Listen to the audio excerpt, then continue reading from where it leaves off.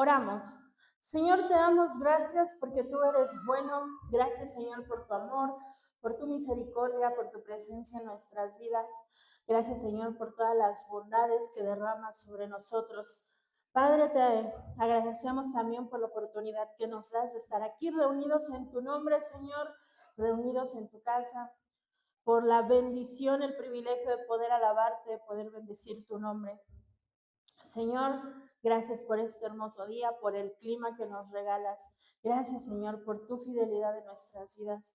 Padre, en esta hora te pedimos que seas tú hablando a nuestro corazón, a nuestra mente, a nuestro entendimiento, a nuestro espíritu, a través de tu palabra. Mi Dios, que tu palabra haga su obra en nosotros e infunda vida en nuestro ser.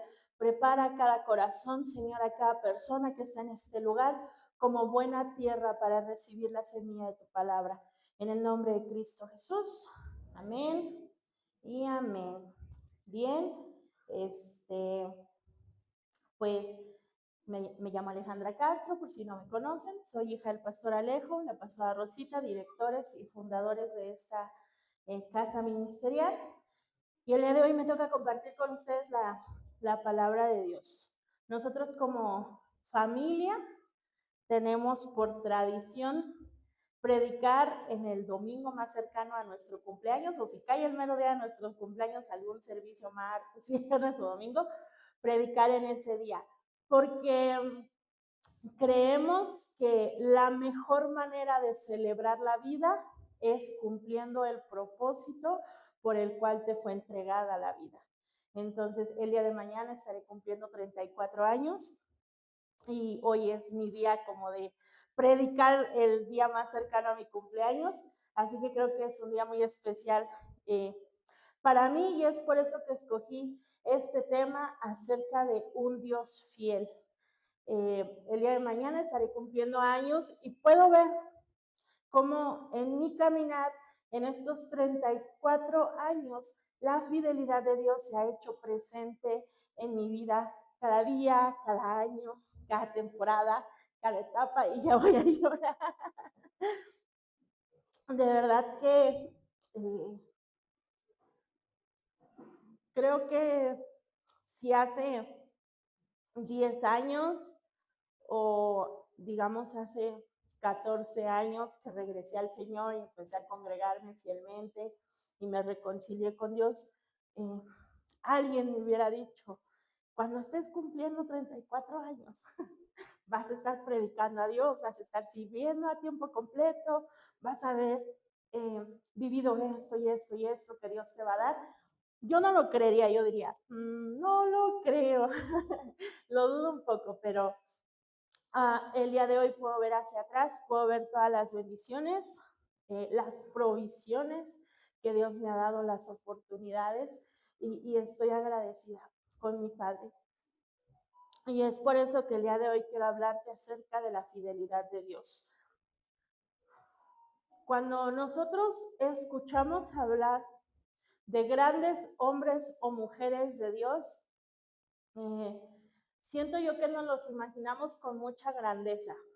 Si hablamos de los personajes bíblicos, si hablamos del rey David, siempre decimos el rey David, no decimos el pastor David o el prófugo David o el líder de ladrones y amargados y asesinos de David. No, siempre decimos el rey David, no decimos el asesino David o el adúltero David, decimos el rey David, ¿cierto?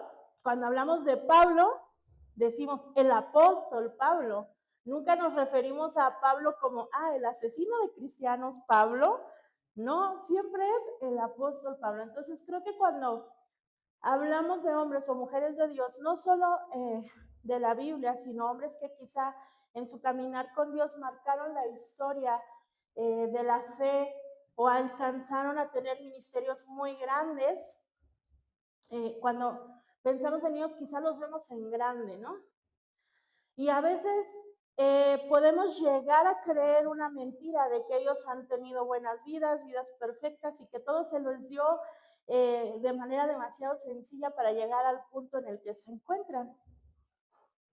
Pero lo cierto es que No es así.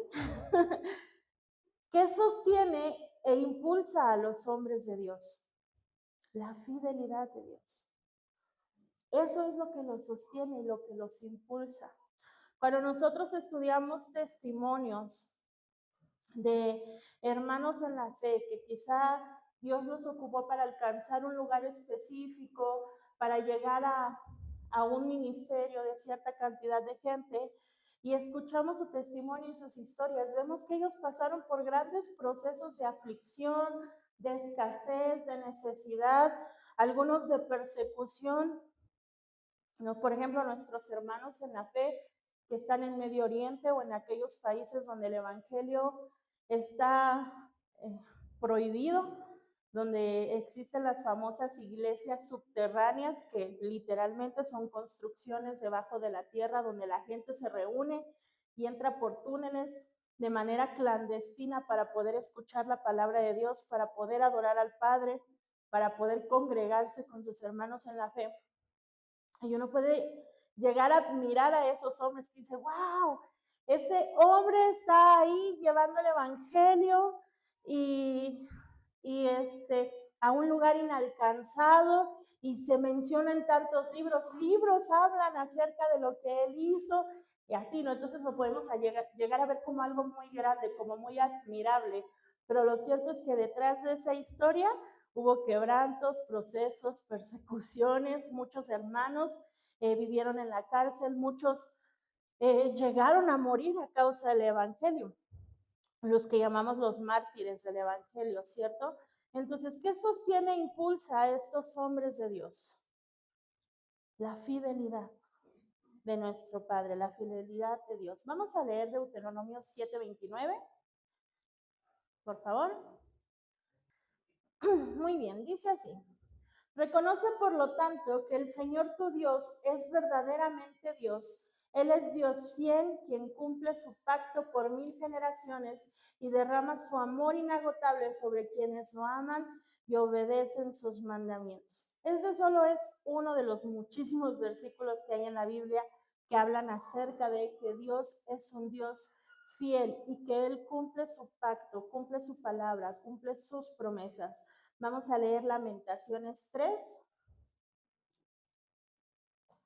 versículo 22 y 23. Ajá. El fiel amor del Señor nunca se acaba, sus misericordias jamás terminan. ¿El que sigue? Grande es su fidelidad, sus misericordias son nuevas cada mañana. Bien, entonces Dios es fiel, Él es un Dios fiel. Vamos a estar hablando el día de hoy acerca del apóstol Pablo, que lo mencioné al principio. Creo que es uno de los ejemplos bíblicos del Nuevo Testamento que nos hablan muy claramente acerca de lo que es la fidelidad de Dios. El apóstol Pablo, les voy a dar un contexto rapidísimo.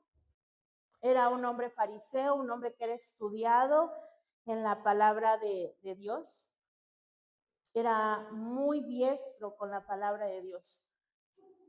Y él tenía un celo muy fuerte por el Señor, por la palabra de Dios, por la ley de Dios.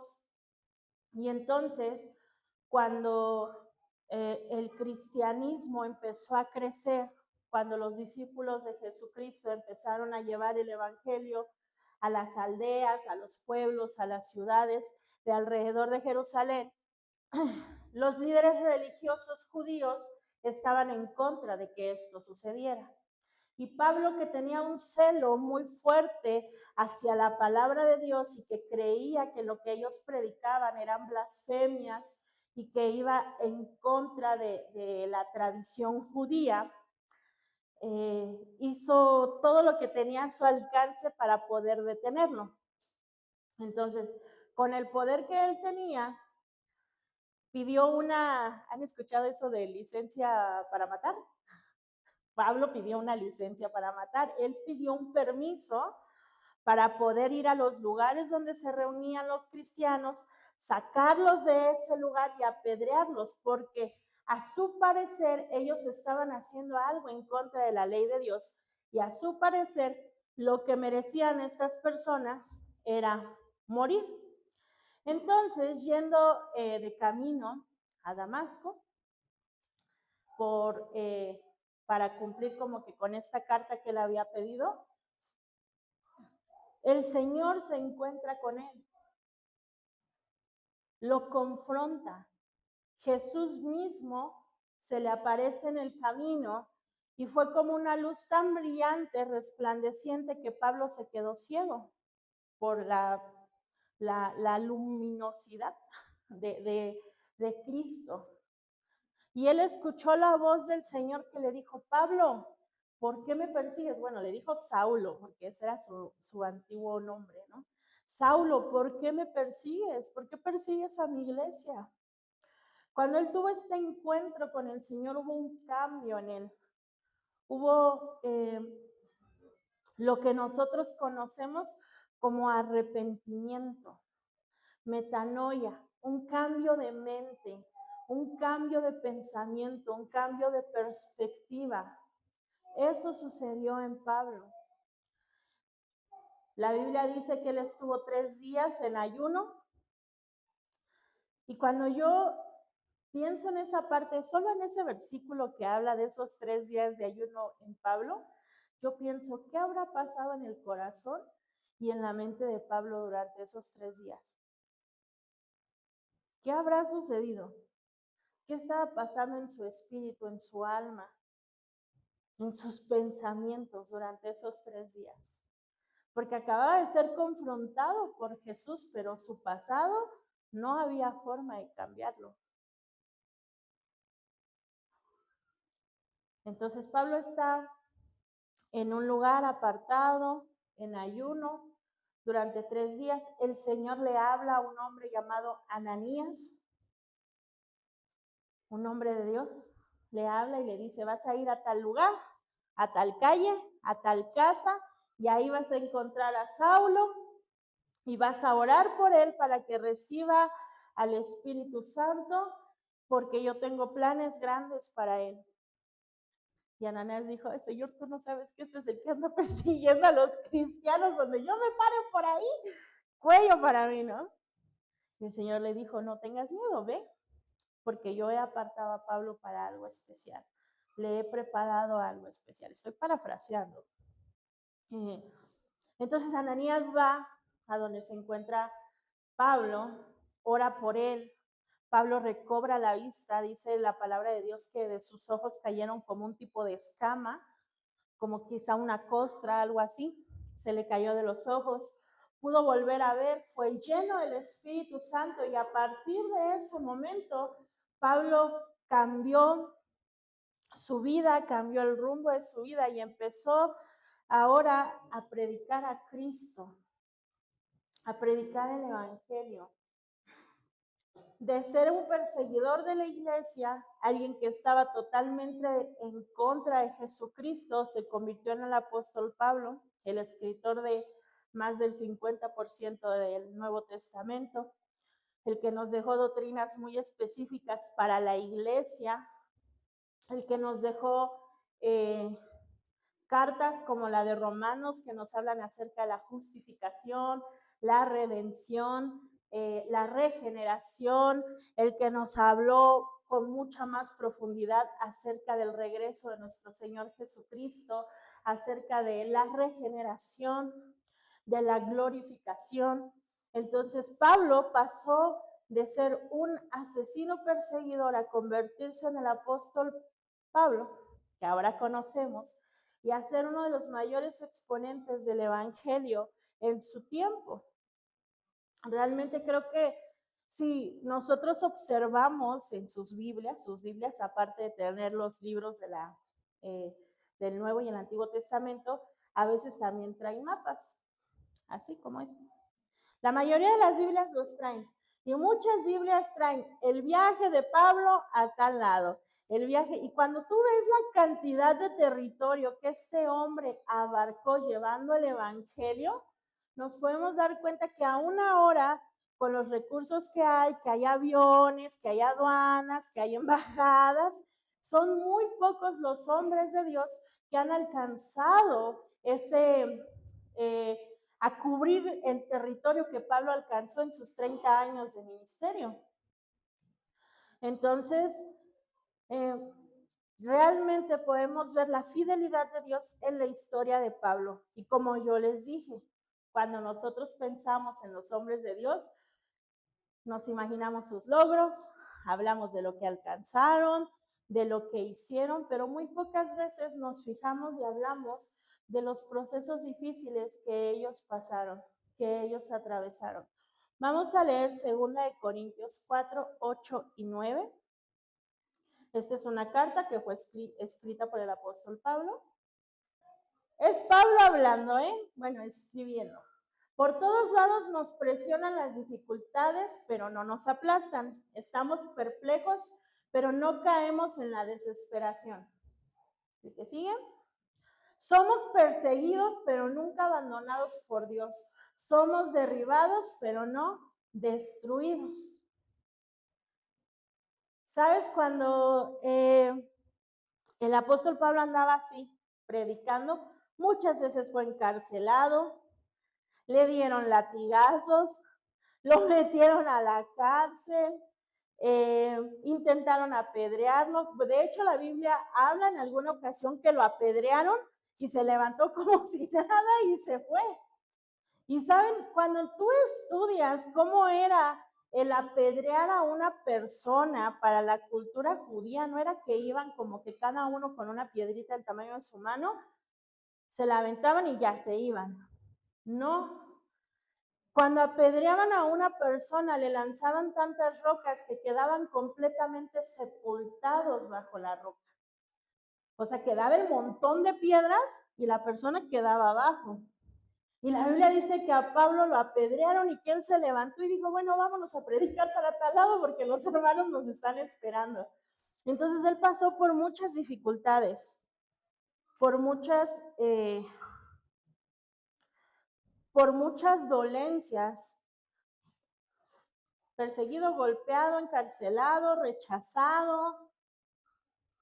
Pero también Pablo fue prosperado, también fue lleno del Espíritu Santo, también fue un hombre con la unción para sanar enfermos. Y en todo esto, tanto cuando sanaban los enfermos, la fidelidad de Dios estaba sosteniendo a Pablo, como cuando estaba siendo perseguido o latigado o golpeado o encarcelado, también la fidelidad de Dios estaba ahí siendo, sosteniendo a Pablo. ¿Saben? Una de las mentiras más grandes que se llegan a escuchar cuando se predica el evangelio es que tu vida se va a solucionar cuando creas en Jesús y cuando vengas a la iglesia cristiana y cuando le entregues tu vida a Dios. Yo no sé si alguna vez a ti te predicaron el evangelio así. Yo sí lo llegué a escuchar. Y la verdad es que no es así. No, los cristianos no estamos exentos de pasar por pruebas, por tribulaciones, por dificultades. El mismo Jesús lo dijo. En el mundo van a tener aflicciones. Y luego añade, pero confíen, porque yo ya vencí al mundo. Entonces, las aflicciones son parte de el paquete que viene con Cristo. Son parte de la vida humana, son parte de nuestro caminar en esta tierra. El pasar por pruebas, por temporadas difíciles, por tormentas. Pero en medio de eso, saber que Dios es fiel y que su fidelidad te sostiene, te ayuda a no perder la esperanza. Te ayuda a ver más allá de tu circunstancia. Yo me pregunto, ¿por qué Pablo soportaba todo esto? Golpes, rechazo, que te persiguieran. Al final Pablo fue asesinado. Le cortaron la cabeza, fue la manera en que él murió. Por el evangelio. ¿Por qué lo soportaba? Porque él había visto a Cristo. Sabía que había algo más. Sabía que había algo más grande, alguien superior que valía la pena para atravesar esa aflicción, esa dificultad. Entonces, saber que Dios es fiel te va a sostener en los momentos difíciles. Las temporadas, las circunstancias de la vida pueden cambiar. Pueden cambiar. Nosotros como familia lo hemos experimentado. Hubo un tiempo en que mi papá siempre ha sido muy trabajador, muy emprendedor, y Dios siempre le ha bendecido. Ha sido un hombre próspero. Y hubo una temporada en que como familia teníamos como 4 negocios enfrente de una universidad. Teníamos una papelería con cibercafé, una cocina económica, una tienda con cafetería y una cafetería, ¿no? Los 4 negocios. Y prácticamente eran los únicos 4 negocios que estaban enfrente de esa universidad que iba iniciando, era medio nueva. Entonces, estábamos siendo bendecidos en lo económico muy bien. Vivíamos en una buena casa, mi papá tenía un carro pues no tan malo, mi hermano tenía su carro, nos iba muy bien. Y de repente de un día para otro, por mala administración y falta de sabiduría de parte de nosotros como familia, empezamos a perder todo. Y de vivir en una zona que es considerada como zona residencial, en una casa grande, bonita, nos tuvimos que mudar a una casa que estábamos construyendo en aquel entonces. Y a mí nunca se me va a olvidar la primera noche que pasamos en esa casa. La situación económica ya estaba tan grave que mis papás nos dijeron, es que no nos va a alcanzar para la renta, no vamos a poder renovar contrato de renta, entonces vamos a tener que salirnos y el lugar a donde podemos ir es a esa casa que estamos construyendo. Esa casa estaba, pues no en obra negra porque era de madera, pero solo tenía como la estructura de afuera, nada más. No tenía ventanas, no tenía puerta, y luego estaba como en las faldas de un cerro donde sopla mucho aire, mucho viento. Y la primera noche que pasamos ahí, tuvimos que ponerle hule a las ventanas. La puerta fue una tarima que la pusieron así en la puerta y luego le pusieron el tanque de gas para que no se cayera la tarima. Y el viento soplaba y esas bolsas de ventana se inflaban y se desinflaban y crujía la madera. Fue una noche que uno dijo así, ay, extraño mi cuarto, mi cuarto calientito en la otra casa, ¿no? Entonces, de la noche a la mañana nuestra situación cambió. Y ese es solo un ejemplo que les puedo dar, ¿no? Pero a lo largo de la vida atravesamos por esos cambios de estar bien a pasar quizá por un periodo de enfermedad, de estar bien económicamente a quizá pasar por un tiempo de escasez, de estar bien como familia unida a pasar por un problema de adicción en un miembro de la familia. Las temporadas, las circunstancias de la vida pueden cambiar, pero ¿saben qué no cambia? Dios. Él no cambia. Él es el mismo de ayer, es el mismo hoy y va a ser el mismo mañana. Su fidelidad no cambia, su amor no cambia, su pacto con nosotros no varía. Él no nos deja, no nos abandona, no nos suelta, no se rinde con nosotros. Él no cambia, Él nos sigue sosteniendo y su fidelidad sigue estando disponible para nosotros sin importar la circunstancia de nuestra vida. Entonces el Señor no prometió que no vamos a pasar por momentos difíciles. Si a ti te vendieron el evangelio de entrégale tu vida a Cristo y se acabaron para siempre tus problemas, lamento informarte que te mintieron porque eso no es verdad.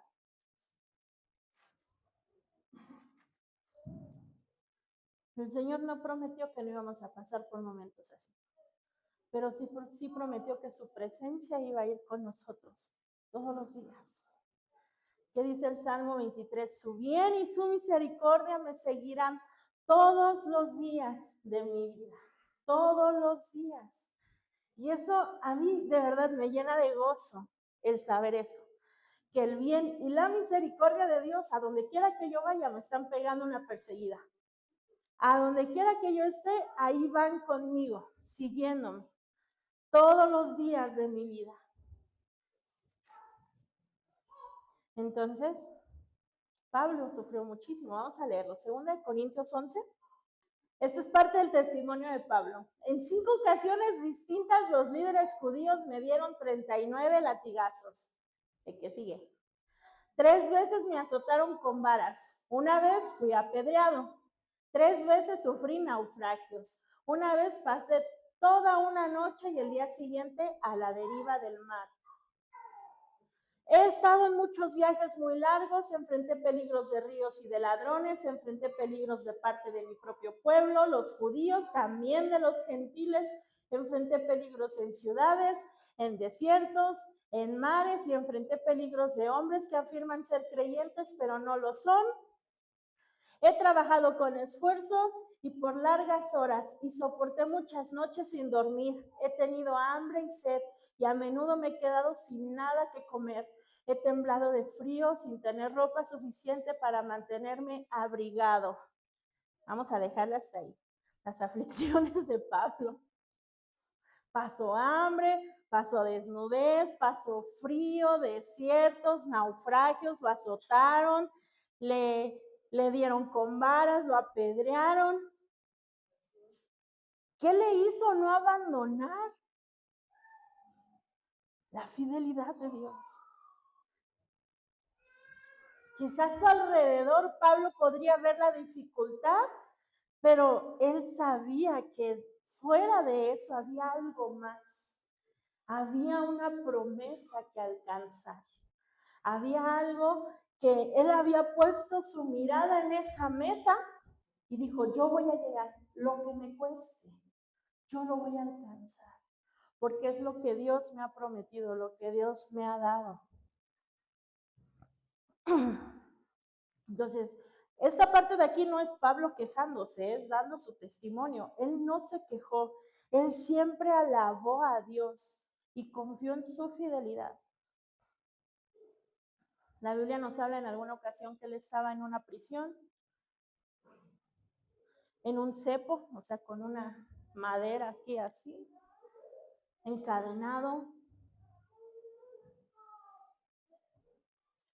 Y Pablo estaba alabando a Dios en esa situación, en esa posición, en esa circunstancia. Estaba cantando himnos, estaba alabando al Señor. Y los presos de la cárcel lo escuchaban alabar a Dios. Porque él sabía que Dios era fiel. Aún en la prisión, Dios era fiel. En su debilidad, Pablo creyó en la fidelidad de Dios.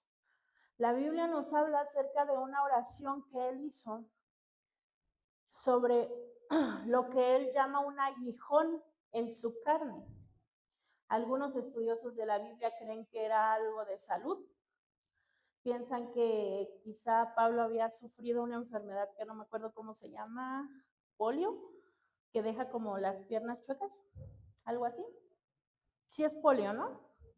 Ajá. Otros creen que se refería a la culpa que él sentía por las personas que asesinó antes de que Cristo se encontrara con él. Otros piensan que ese aguijón en la carne se refiere a una situación de pecado con la que él no podía lidiar, no podía dejar ese pecado y lo afligía. Y en esa debilidad, Pablo confió en la fidelidad de Dios. Vamos a leerlo, 2 Corintios 12, 8 y 9. Entonces, él está diciendo, en 3 ocasiones distintas le supliqué al Señor que me la quitara, ese aguijón en la carne, esa aflicción. Cada vez Él me dijo, mi gracia es todo lo que necesitas, mi poder actúa mejor en la debilidad. Así que ahora me alegra jactarme de mis debilidades para que el poder de Cristo pueda actuar a través de mí. Entonces, en la debilidad, la fidelidad de Dios puede sostenerte. Sabes, muchas veces la fidelidad de Dios no se va a manifestar quitando el problema. Nosotros como familia, el pastor les compartió hace como 4 semanas más o menos el proceso médico por el que está atravesando mi mamá.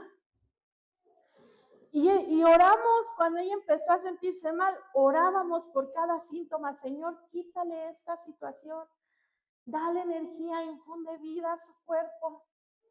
Cuando supimos el diagnóstico que nos entregaron la tomografía y nos dijeron hay un tumor aquí en el riñón, oramos, Señor, tú tienes el poder de quitarlo.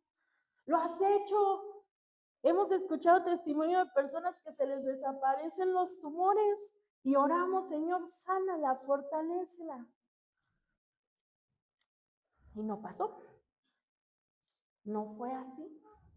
La fidelidad de Dios no se manifestó de la manera en que nosotros queríamos que sucediera. Que desapareciera el tumor, desaparecieran los síntomas y ella estuviera sana como si nada. Eso no sucedió. Pero sí se manifestó abriendo todas las puertas, poniendo todos los recursos a todas las personas y todos los tiempos para que se pudiera tratar a tiempo, para que la pudieran intervenir a tiempo, para que todo saliera bien en la cirugía, para que nada le hiciera falta. Ahí vimos la fidelidad de Dios. Entonces, la fidelidad de Dios no se manifiesta siempre quitando el problema, pero siempre se va a manifestar sosteniéndote en medio del problema, en medio de la tempestad. ¿Sabes? A veces hemos escuchado testimonios de hombres de Dios que se arrepintieron por su problema de consumo y Dios les quitó la ansiedad y las ganas de consumir así. Hemos escuchado testimonio de personas que dicen, yo oré a Dios y ahora me empezó a dar asco la bebida, me empezó a dar asco el olor a cigarrillo, ya nunca más volví a intentarlo, nunca más lo probé, eso se quitó de mí. Pero eso no pasa con todos. ¿Es Dios menos fiel con el que no le sucede de esa manera? No. Porque en medio del proceso de salir del problema de la adicción, Dios es fiel y su fidelidad se manifiesta de otras maneras. A veces oramos, Señor, cambia mi situación, cambia esta circunstancia. A veces oramos, Señor, cambia a mis padres porque no me puedo llevar bien con ellos, ¿no? O las parejas, cambia a mi esposa, cambia a mi esposo, porque esta situación está pasando. Y el hecho de que no haya una respuesta que nosotros esperamos a esa oración no significa que Dios no escucha o que no lo puede hacer. Es que en su fidelidad Él ve más allá de la situación.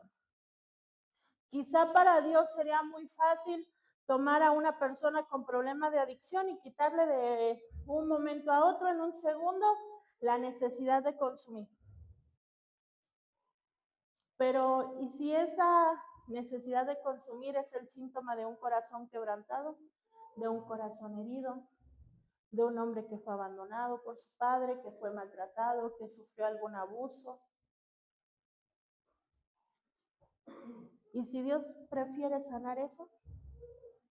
Si en su fidelidad, que ve más allá de lo que nosotros podemos ver, sabe que eso nos hace un mejor bien que lo otro, que es secundario.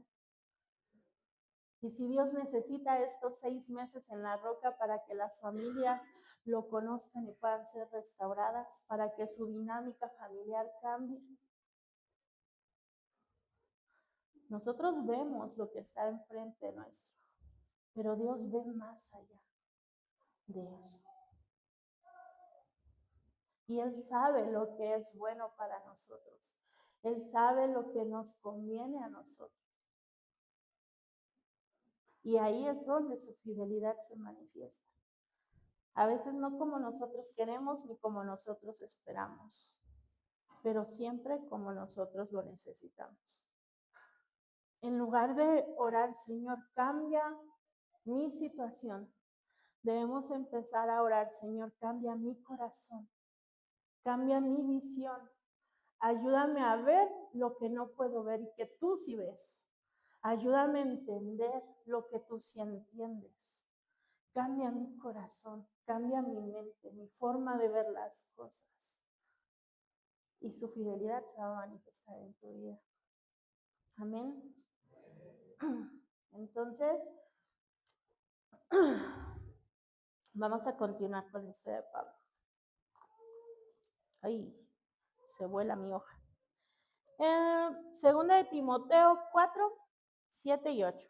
Yo les comentaba que el apóstol Pablo murió como mártir. Él murió decapitado por predicar el evangelio, ese fue su delito, por alborotar a las masas, por llevar a la gente al conocimiento de Cristo. Y esta, segunda de Timoteo, es una de las últimas cartas que él escribió estando en prisión, a punto de ser sacrificado. De hecho, les voy a contar cuando en el Instituto Bíblico estudiamos segunda de Timoteo, la carta de segunda de Timoteo, yo me puse bien triste y me puse a llorar. Porque Timoteo era como un hijo para Pablo, él lo había tomado como un hijo, él lo amaba. En sus cartas se expresaba de Timoteo, mi hijo amado, así hablaba acerca de él. Y en esta carta, Pablo le pide que lo venga a ver a prisión, que venga a verlo. Y le da instrucciones. Va a empezar el invierno, tráeme la capa que está en no sé dónde y tráeme los rollos que dejé en no sé de qué lugar, tráeme cosas, ¿no? Pero por la temporada en que fue escrita la carta, aquellos que se han dedicado a estudiar los tiempos, las situaciones, el contexto bíblico de aquel entonces, todos concluyen que la carta le llegó a Timoteo a tiempo, pero él no alcanzó a llegar a ver a Pablo. Y yo, no, me puse a llorar mucho con esa carta. Entonces, fue la última, de las últimas cartas, o quizá la última carta que Pablo escribió en prisión. Sabe que va a morir, sabe que se acerca el momento en que va a entregar la vida. No está pidiendo que lo saquen, no está pidiéndole a Timoteo y a las iglesias que oren para que Dios cambie esa situación, no le está pidiendo al Señor que lo libre de la muerte, Él está dando instrucciones a la iglesia. Cuando yo falte esto, recuerden esto, acuérdate de esto. Y Él hace esta declaración: he peleado la buena batalla, he terminado la carrera, hasta aquí llegué y he permanecido fiel. El siguiente. Ahora me espera el premio, la corona de justicia que es el Señor. El juez justo me dará, ¿qué? La corona de justicia que el Señor, el juez justo me dará el día de su regreso. Y el premio no es solo para mí, sino para todos los que esperan con anhelo su venida. Entonces, la fidelidad de Dios te va a sostener hasta el final de tus días. Pablo estaba viviendo los últimos días, los últimos momentos. Y él dijo, acabé la carrera, cumplí con lo que tenía que cumplir, fui fiel con lo que tenía que cumplir. Y ahora solo me queda esperar el premio, la corona de justicia que el Señor, el juez justo, me dará el día de su regreso. Él sabía que servía a un Dios fiel y por eso él mismo permaneció fiel hasta el final. La Biblia nos dice que para nosotros los que creemos en Cristo, somos llevados de victoria en victoria y de gloria en gloria. Y el ser llevado de victoria en victoria no significa no tuve problemas, no tuve miedos, no tuve aflicción, nunca me enfermé. No. El ser llevado de victoria en victoria significa llegar hasta el final, pudiendo decir lo que dijo Pablo: he guardado la fe, mantuve mi esperanza, confié siempre en cada proceso, en cada circunstancia, en cada situación, que el fiel amor de Dios me sostenía. Y por eso permanecí fiel, por eso no me aparté, por eso no me alejé, por eso no dejé de creer, porque su fiel amor me sostuvo. En medio de la prueba, en medio de la escasez, en medio de la enfermedad, ahí el Señor nos sostiene. Cuando somos débiles, Él nos fortalece en su gracia, en su fidelidad. Y como se los dije hace rato, el Señor no cambia de opinión, no se rinde con nosotros, no nos abandona, no aplica la de, ay, no, tú otra vez con la misma, ay, no, ya, sácate de aquí, vete, ya te dejé, ya te olvidé, mira, mi gracia llega hasta aquí y tú de aquí para allá. No, eso no lo hace Dios. Dice Filipenses 1:6, que Él que inició la buena obra en nosotros, que empezó algo bueno en cada uno de nosotros, la va a ir perfeccionando. Filipenses 1:6.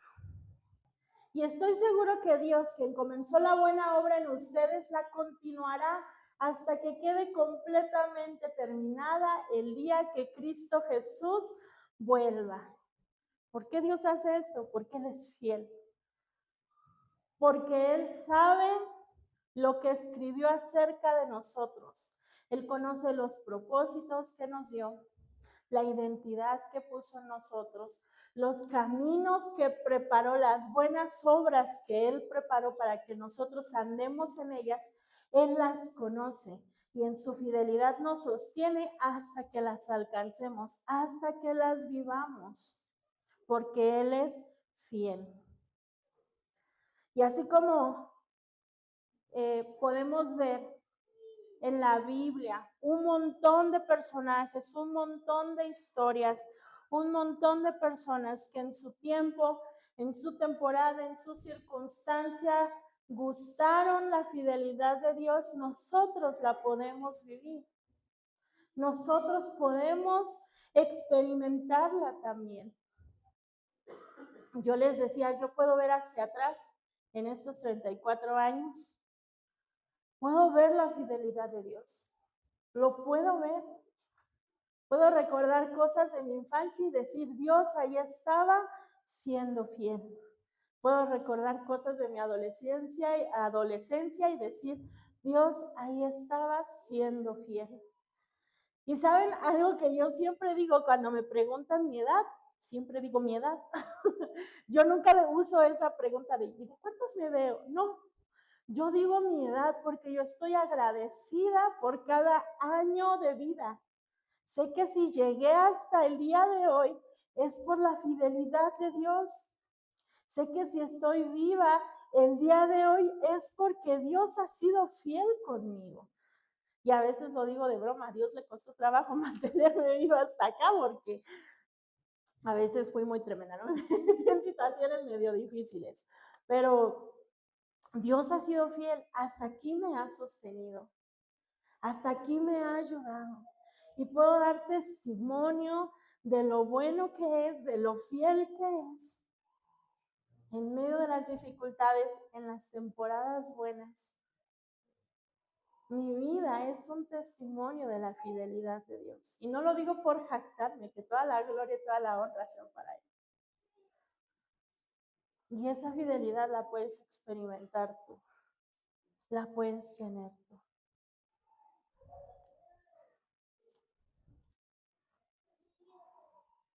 Pablo fue perseguido, pero Dios no lo abandonó. Encarcelado, pero Dios no lo abandonó. Golpeado, pero Dios no lo abandonó. Estuvo en peligro de muerte, pero Dios no lo abandonó. Fue apedreado, pero Dios no lo abandonó.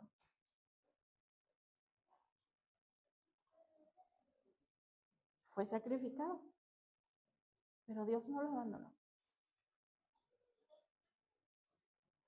No abandones tú. No abandones la esperanza. No abandones tu fe. No abandones tus tiempos de oración. Porque aunque no lo entiendas el día de hoy, aunque no lo alcances a comprender, Dios sigue siendo fiel.